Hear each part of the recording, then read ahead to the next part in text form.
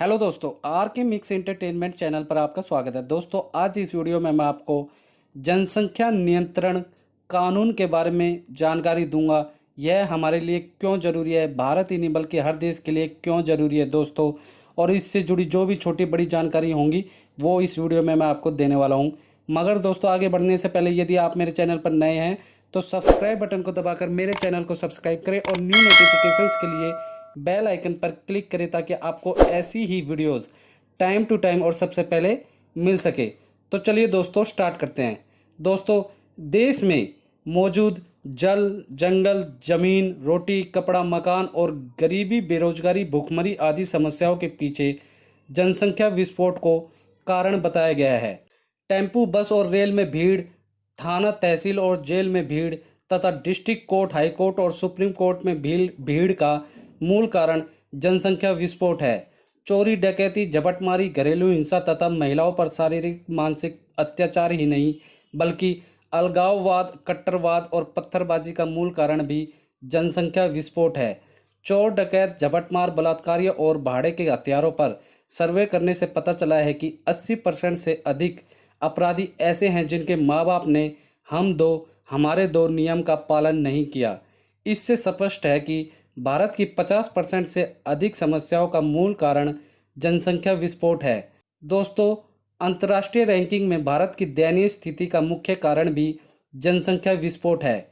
Global hunger index में हम 103वें स्थान पर, साक्षरता दर में 168वें स्थान पर, वर्ल्ड हैप्पीनेस इंडेक्स में 140वें स्थान पर, ह्यूमन डेवलपमेंट इंडेक्स में 130वें स्थान पर, सोशल प्रोग्रेस इंडेक्स में 53वें स्थान पर, यूथ डेवलपमेंट इंडेक्स में 134वें स्थान पर, होमलेस इंडेक्स में 8वें स्थान पर, लिंग असमानता में 76वें स्थान पर, न्यूनतम वेतन में 64वें स्थान पर, रोजगार दर में 42वें स्थान पर, क्वालिटी ऑफ लाइफ इंडेक्स में 43वें स्थान पर, फाइनेंशियली डेवलपमेंट इंडेक्स में 91वें स्थान पर, करप्शन परसेप्शन इंडेक्स में 78वें स्थान पर, रूल ऑफ लॉ इंडेक्स में 66वें स्थान पर, इन्वायरमेंट परफॉर्मेंस इंडेक्स में 177वें स्थान पर तथा पर कैटा जीडीपी में 139वें स्थान पर हैं।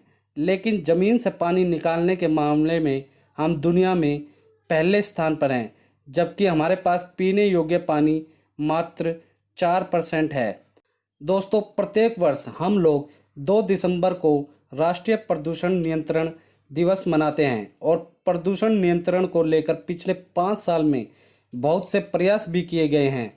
लेकिन जनसंख्या विस्फोट के कारण वायु प्रदूषण, जल प्रदूषण, मृदा प्रदूषण और ध्वनि प्रदूषण बढ़ता जा रहा है और इसका मूल कारण भी जनसंख्या विस्फोट है। इसलिए चीन की तर्ज पर एक कठोर जनसंख्या नियंत्रण कानून के बिना स्वच्छ भारत और स्वस्थ भारत अभियान का 100% सफल होना मुश्किल ही नहीं, नामुमकिन है।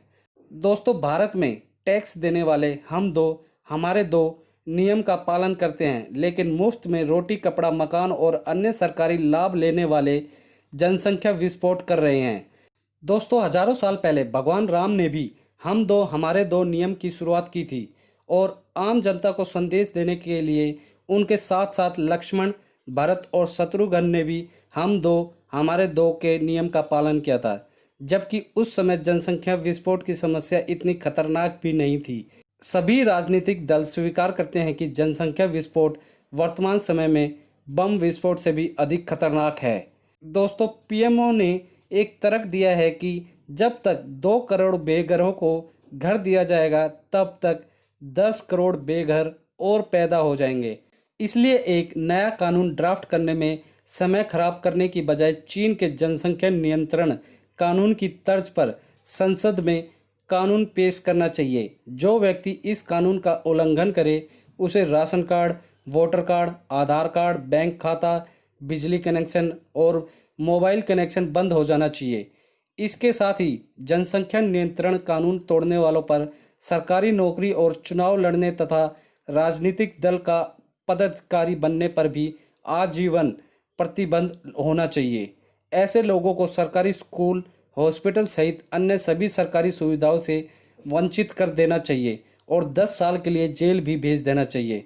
दोस्तों, आप लोगों को क्या लगता है, क्या जनसंख्या विस्फोट जो हमारे देश में हो रहा है, इसका ये एक बहुत अचूक उपाय है? दोस्तों, मेरी राय में दोस्तों, अगर हमने जनसंख्या नियंत्रण कानून नहीं लेके आए तो आने वाले कुछ सालों में भारत के लिए दयनीय स्थिति हो जाएगी।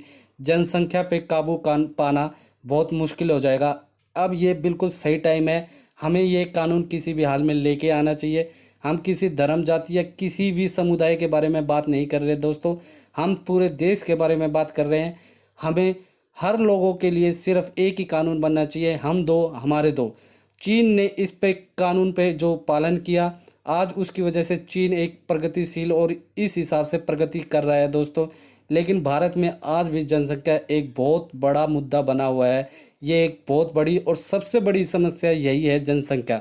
इसकी वजह से हम सभी लोगों को सुविधाएं भी नहीं दे पाते और हम जो सुविधाएं मिलनी चाहिए हमें नहीं मिल पाती हैं दोस्तों। तो दोस्तों, आप लोगों की क्या राय है, यह हमें कमेंट बॉक्स में लिख के ज़रूर बताएं कि जनसंख्या नियंत्रण कानून भारत के लिए कितनी बड़ी ज़रूरत है, ये लिख के ज़रूर बताएं दोस्तों, प्रधानमंत्री नरेंद्र मोदी ने 15 अगस्त को स्वतंत्रता दिवस पर लाल किले से जनसंख्या विस्फोट पर चिंता जताई। तो अब भविष्य में सरकार की ओर से जनसंख्या नियंत्रण कानून लाने की अटकलें लगने लगी हैं दोस्तों। अब इसकी चर्चा पीएमओ में भी उठने लग गई है दोस्तों। 2004 के चुनाव में हार के चलते एनडीए सरकार के बाहर होने से यह कानून नहीं बन सका था। चूंकि आयोग की सिफारिशों को लागू करने के लिए दायर जनहित याचिका पर दिल्ली हाईकोर्ट गृह मंत्रालय से जवाब मांग चुका है दोस्तों, बीजेपी नेता अश्विनी उपाध्याय ने पीएमओ में जनसंख्या नियंत्रण कानून को लेकर प्रेजेंटेशन दिया। उन्होंने इस कानून की जरूरत के पीछे कई तर्क दिए। उन्होंने कहा कि अटल बिहारी वाजपेयी सरकार में 11 सदस्यीय संविधान समीक्षा आयोग ने 2 वर्ष की मेहनत के बाद संविधान में आर्टिकल 47A जोड़ने और जनसंख्या नियंत्रण कानून बनाने का सुझाव दिया था, जिसे आज तक लागू नहीं किया गया। अब तक 125 बार संविधान संशोधन हो चुका है। कई बार सुप्रीम कोर्ट का फैसला भी बदला जा चुका है। सैकड़ों नए कानून बनाए गए, लेकिन देश के लिए सबसे ज़्यादा जरूरी जनसंख्या नियंत्रण कानून नहीं बनाया गया।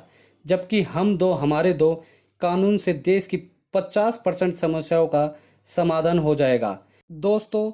मौजूदा समय में 124 करोड़ भारतीयों के पास आधार है। लगभग 20% नागरिक बिना आधार के हैं, विशेष रूप से बच्चे, तथा 5 करोड़ बांग्लादेशी और रोहिंग्या घुसपैठिए अवैध रूप से भारत में रहते हैं। इससे स्पष्ट है कि हमारे देश की जनसंख्या 135 करोड़ नहीं बल्कि 150 करोड़ से ज़्यादा है और हम चीन से आगे निकल चुके हैं। यदि संसाधनों की बात करें तो हमारे पास कृषि योग्य भूमि दुनिया की लगभग 2% और पीने योग्य पानी 4% है, लेकिन जनसंख्या 20% है। यदि चीन की तुलना करें तो क्षेत्रफल चीन का लगभग 1/3 है, लेकिन जनसंख्या वृद्धि की दर की बात करें तो भारत की जनसंख्या वृद्धि दर चीन से 3 गुना ज़्यादा है। चीन में प्रति मिनट 11 बच्चे और भारत में प्रति मिनट 33 बच्चे पैदा होते हैं दोस्तों। जनसंख्या भारत ही नहीं बल्कि हर देश के लिए एक बहुत बड़ी समस्या है।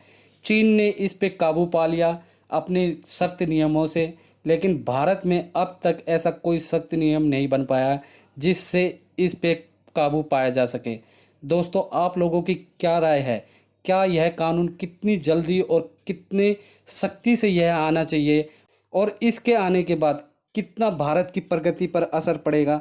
अपनी सारी राय हमें कमेंट बॉक्स में ज़रूर लिख के बताएं दोस्तों, अगर आप लोगों को वीडियो अच्छी लगी तो इसे लाइक करें, अपने सारे फ्रेंड्स रिलेटिव में सब जगह इसे शेयर करें ताकि उनको भी ये यूज़फुल जानकारी मिल सके दोस्तों।